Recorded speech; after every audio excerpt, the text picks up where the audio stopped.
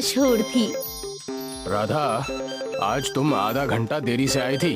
तुम्हारे 10 घंटे की दिहाड़ी है 100 रुपए, पर तुम आधा घंटा लेट आई थी, इसलिए तुम्हारी दिहाड़ी हुई 95 रुपए। ठीक है।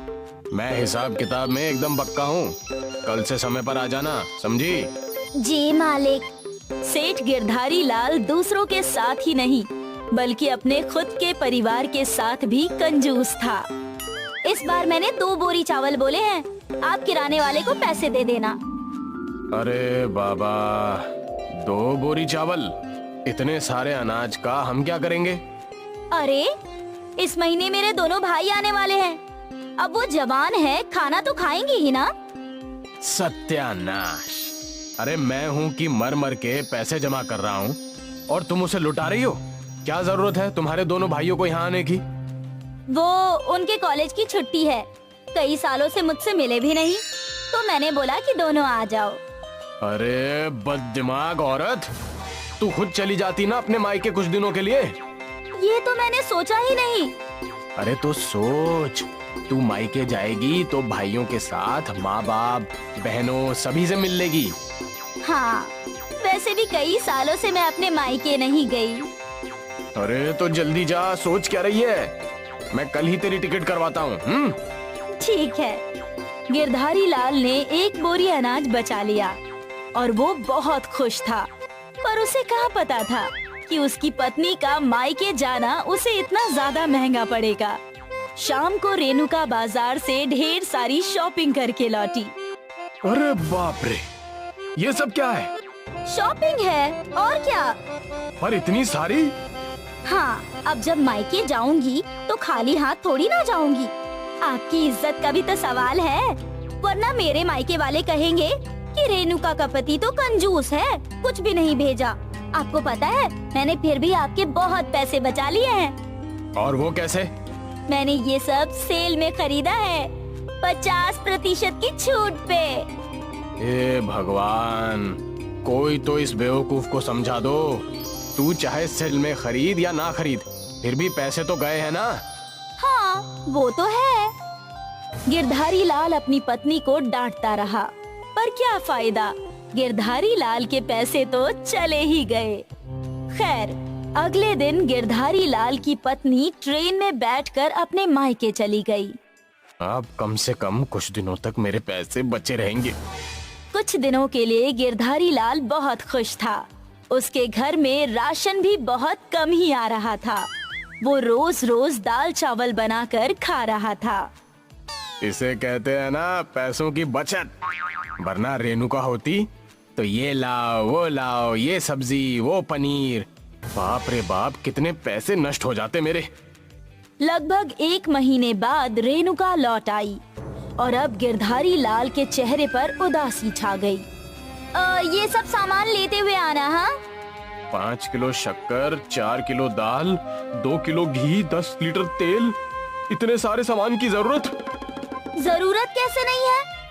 अब 2 लोग होंगे तो इतना खाना तो खाएंगे ही ना। अरे तू औरत है या राक्षस है? इतना सारा सामान खाएगी? अब आप जो भी बोल लो, ये सारा सामान तो आपको लाना ही होगा। गिरधारी लाल रेणुका को समझाता रहा कि खर्चा कम कर दे, पर रेणुका कहाँ सुनती। वो अपने पति की कंजूसी से वाकिफ थी। फिर एक दिन रेणुका की तबीयत खराब हो गई। उसे हॉस्पिटल ले जाया गया। मुबारक हो, आपके घर में एक नया मेहमान आने वाला है। अरे मुझे कोई मेहमान नहीं चाहिए। मैं बोल रही हूँ कि आपकी पत्नी गर्भवती है। आपके घर में एक छोटा बच्चा आने वाला है। ये सुनकर गिरधारी लाल खुश हुआ, पर फिर वो पैसों के बारे में सोचने लगा। बच्चा आएगा मतलब खर्चे बढ़ जाएंगे, उसका खाना, उसके कपड़े, उसकी पढ़ाई का खर्च। हे भगवान! गिरधारी लाल के चेहरे पर 12 बज गए थे। ये देखकर उसकी पत्नी समझ गई। जरूर आप पैसों का सोच रहे होंगे, है ना? हाँ हाँ, क्यों ना सोचूं, आखिर पैसे तो मेरे ही जाएंगे ना। हाँ तो क्या हुआ, बेटा भी तो आपका ही है ना। अरे वही तो समस्या है। अब बच्चे के पैदा होने का खर्च, उसके खाने का खर्च, कपड़ों का खर्च और फिर पढ़ाई का खर्च। अरे रे, आप इतने दूर चले गए। जब बच्चा पैदा होगा तो आपको सबको दावत देनी होगी। ये भूल गए क्या? क्या? रेणुका ने गिरधारी लाल को एक नई समस्या दे दी थी। उस दिन से गिरधारी लाल सोचने लगा कि वो कैसे दावत के पैसे बचाएगा। अरे कम से कम 40-50 लोग तो आएंगे ही। सबको भरपेट खाना खिलाना, वो भी पकवान। बाप रे बाप, मैं तो लुट जाऊंगा। मुझे कुछ ना कुछ तो सोचना ही पड़ेगा। यहाँ रेणुका की डिलीवरी का समय नजदीक आ रहा था और वहाँ गिरधारी लाल परेशान हो रहा था। क्या करूं, क्या करूं? आखिर एक दिन गिरधारी लाल को ये योजना मिल ही गई और उस दिन उसके चेहरे पर मुस्कान आई। रेणुका ने एक बेटे को जन्म दिया। गिरधारी लाल बहुत खुश था। अरे मेरा बेटा, तुम जितने चाहे उतने मेहमानों को बुलाओ दावत पे। क्या हुआ, आज सूरज पश्चिम से निकला है क्या? अरे वो तो पता नहीं, लेकिन आज मुझे बेटा हुआ है। इस खुशी में रेणुका ने अपने सारे परिचितों और रिश्तेदारों को न्योता दिया।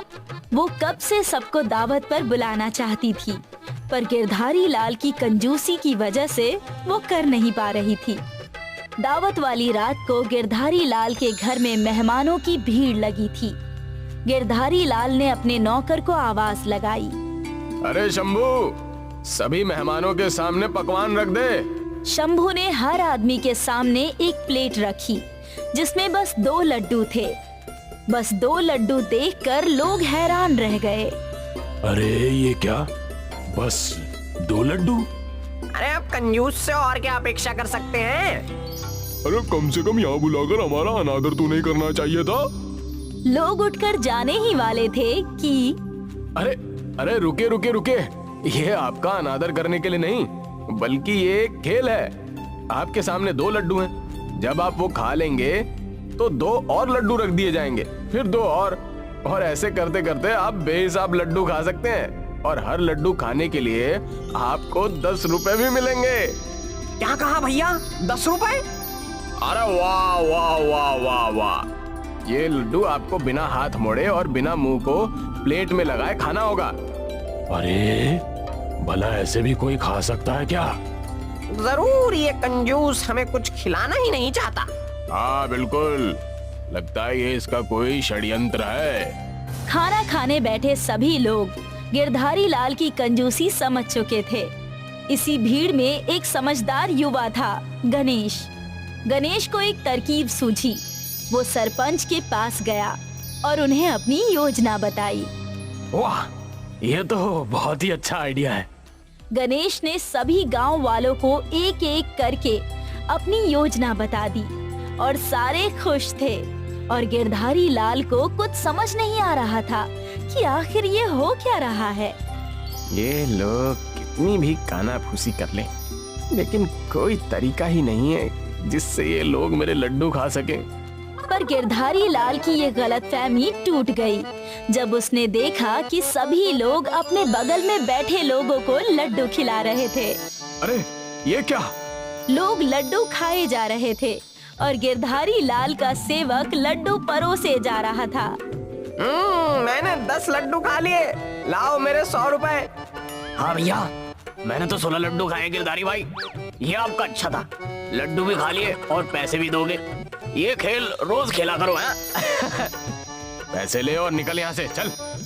एक एक करके गिरधारी लाल को हर एक को पैसे देने पड़े और अपनी जेब खाली देखकर अरे दावत तो मुझे बहुत महंगी पड़ी। काश मैं लोगों को अच्छे से दावत दे देता, कम से कम मेरा खर्चा कम होता। इसलिए आपको हमेशा बोलती हूँ कि इतनी कंजूसी भी मत किया कीजिए, पर आप मेरी सुने तब ना। अब गिरधारी लाल बस अपना सिर पकड़कर बैठा था। वो करता भी तो क्या, उसके इतने सारे पैसे लुट चुके। एक अंधी बुढ़िया रहती थी। बुढ़िया बेचारी अपने घर में अकेली थी। उसकी देखभाल करने वाला उस घर में कोई नहीं था। वह बेचारी रोज मंदिर के सामने जाती और वहीं से भीख मांगकर अपना गुजारा किया करती थी। एक डंडे के सहारे वह घर तक आती और मंदिर तक जाया करती थी।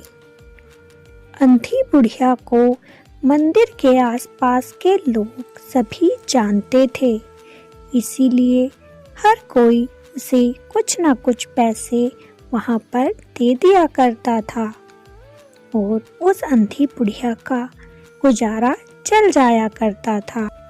एक दिन की बात है, जब अंधी बुढ़िया मंदिर के पास भीख मांग रही थी तो उसे काफी समय वहां पर हो गया। तभी उसने किसी बच्चे के रोने की आवाज सुनी। आवाज बिल्कुल अंधी बुढ़िया के पास से ही आ रही थी। उसने आवाज देकर पूछा, अरे बेटा, कौन रो रहा है? तभी वह छोटा बच्चा रोता हुआ उस अंधी बुढ़िया से लिपट गया और बोला, माँ, मेरे माता पिता मुझसे बिछड़ गए हैं, मैं खो गया हूँ, मैं इतनी रात को अब कहाँ जाऊँगा माँ। उस अंधी बुढ़िया को उस छोटे बच्चे पर तरस आ गया और वह उसे अपने साथ अपनी झोपड़ी में ले आई। अंधी बुढ़िया उस बच्चे का बड़ा ध्यान रखने लगी। धीरे धीरे कई दिन बीत गए, लेकिन उस बच्चे को कोई ढूंढने नहीं आया। अब तो अंधी बुढ़िया के पास ही वो बच्चा रहने लगा। आसपास के लोग उस बच्चे को उस बुढ़िया के पास खेलता हुआ देखते, लेकिन उन्हें भी नहीं मालूम था कि वो बच्चा कौन है। बुढ़िया रोज मंदिर जाती और वहाँ से जो कुछ भी खाने को मिलता और जो पैसे मिलते उन्हें लेकर अपने घर जल्दी ही आ जाया करती थी। अंधी बुढ़िया ने कुछ पैसे जमीन में एक गड्ढा खोदकर एक हांडी में दाब रखे थे, जिससे बुरे वक्त में काम आ सके। वह उस बच्चे को भरपेट भोजन कराती और फिर बचा हुआ भोजन स्वयं खाकर सो जाया करती थी। उस बूढ़ी अम्मा के पास इतना ज़्यादा पैसा हो गया था कि वो हांडी पूरी भर चुकी थी। बूढ़ी अम्मा ने सोचा कि अगर मैं ये धन यहाँ पर रखूँगी तो इसे कोई भी चुरा सकता है, तो क्यों ना मैं इसे सेठ के यहाँ जमा करा दूँ और समय आने पर उनसे ले लूँगी। बूढ़ी अम्मा लाठी के सहारे पूछते पूछते उस धनी सेठ के यहाँ चली गई और उसने अपने वो पैसे सेठ को देकर कहा, सेठ जी, मेरे पैसे आप जमा कर लो, मैं जब लेने आऊँगी तब आप मुझे ये पैसे दे देना। सेठ ने बुढ़िया का नाम पूछा और उसके पैसे जमा करने को मुनीम से कह दिया। अब बूढ़ी अम्मा अपने घर वापस आ गई। एक दिन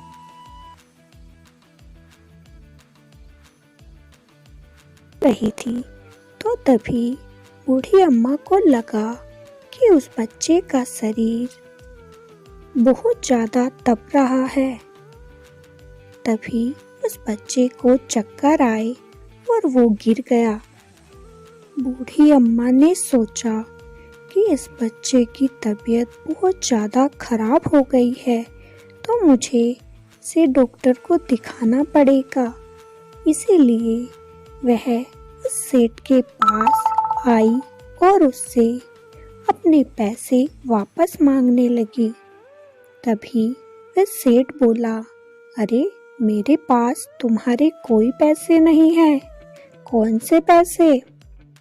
बूढ़ी अम्मा बोली, सेठ जी, मैं आपको अपना कुछ धन देकर गई थी कि इसे जमा कर लो, और जब मुझे समय पे ज़रूरत पड़ेगी तो आप मुझे दे देना। मैं सारे पैसे नहीं मांगती हूँ, बस मुझे कुछ पैसे उनमें से दे दो। मेरा बच्चा बुखार से तड़प रहा है। सेठ ने मुनीम से कहा कि देखो तो जरा, इस बुढ़िया के नाम से कुछ पैसे जमा है क्या? मुनीम ने जब खाते में देखा तो उस बुढ़िया के नाम से कोई पैसे जमा नहीं थे, तो मुनीम ने मना कर दिया। ये सुनकर बूढ़ी अम्मा रोने लगी और बोली, अरे सेठ जी, ऐसा ना करो, मेरी बरसों की कमाई है, मैंने अपने बच्चे के बुरे वक्त के लिए ही तो जोड़ी थी, और तुम मेरा पैसा ही मुझे नहीं दोगे। सेठ बोला, अरे गरीब भिखारन, तेरे पास इतना पैसा कहाँ से आया? झूठ क्यों बोलती है? जा यहाँ से चली जा, मेरे पास तेरा कोई पैसा नहीं है। बेचारी बुढ़िया वहाँ से रोते रोते वापस चली गई। जब घर आई तो उसका बच्चा जोर से तड़प रहा था। वह बुखार में पूरी तरीके से दबा हुआ था, बार बार बेहोश हो रहा था। उससे अपने बच्चे की ये हालत बर्दाश्त नहीं हुई। वह उस बच्चे को लेकर सेठ के घर के आगे बैठ गई और बोली, जब तक तुम मुझे पैसे नहीं दोगे मैं यहाँ से नहीं जाऊंगी।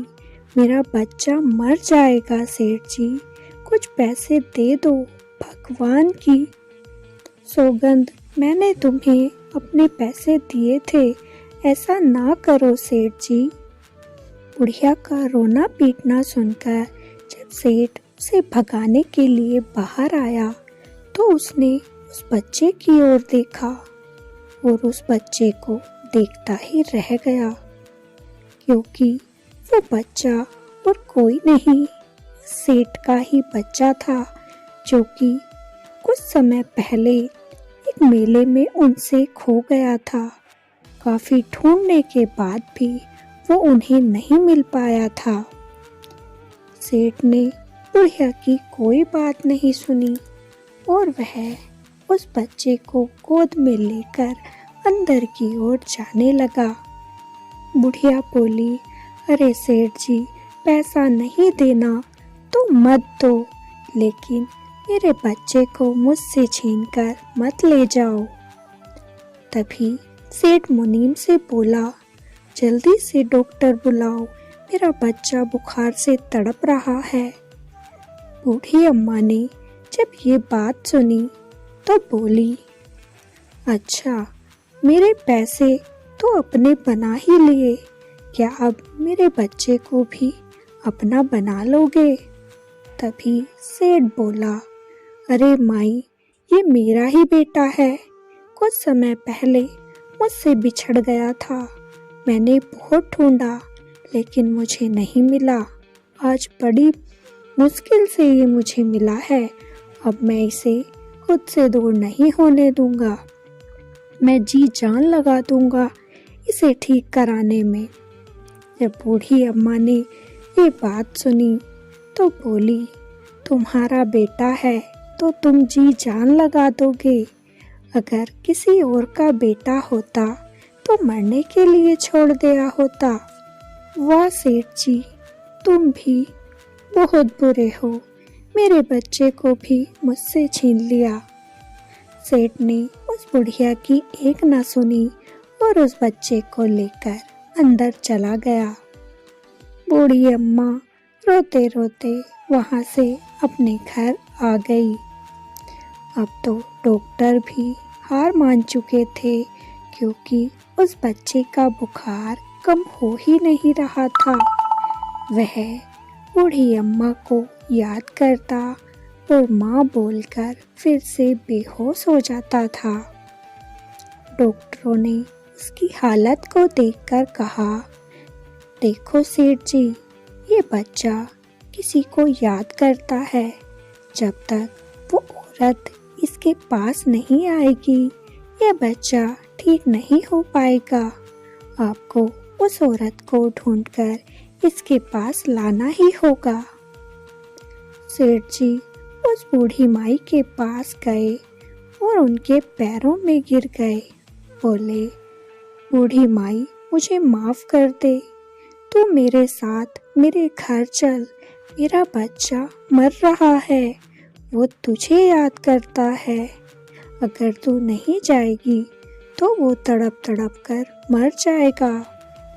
बूढ़ी अम्मा की ममता जाग गई और वो उन सेठ जी के साथ उनके घर आई। जैसे ही बच्चे ने आंखें खोली तो बूढ़ी अम्मा को अपने पास खड़ा पाया। वह उसे देखते ही बोल उठा, माँ, तू कहाँ चली गई थी? और कहकर अपनी बूढ़ी अम्मा के गले से लिपट गया। धीरे धीरे बच्चे का बुखार बिल्कुल ठीक हो गया था। कुछ दिन अम्मा उस बच्चे के साथ सेठ के घर पर ही रही और जब बच्चा ठीक हो गया तो अम्मा ने सेठ को वहाँ से जाने के लिए कहा। तब सेठ बोला, बूढ़ी माई, तू मुझे माफ़ कर दे और ये तेरे पैसे हैं जो कि मेरे पास रखे थे, तो इन्हें ले जा। बूढ़ी माई ने वो पैसे उस सेठ को ही दे दिए और बोली, ये मैंने अपने लिए नहीं, इस बच्चे के लिए रखे थे। अब ये पैसे तो इस बच्चे को ही दे देना, मैं इनका क्या करूँगी भला। और वहाँ से चली गई। छोटा बच्चा कुछ दिन तो उन बूढ़ी माई को याद करता रोता रहा। फिर धीरे धीरे वह समझ गया कि वो मेरी माँ नहीं थी। सेठ को अपनी बात पर बड़ा पछतावा हुआ।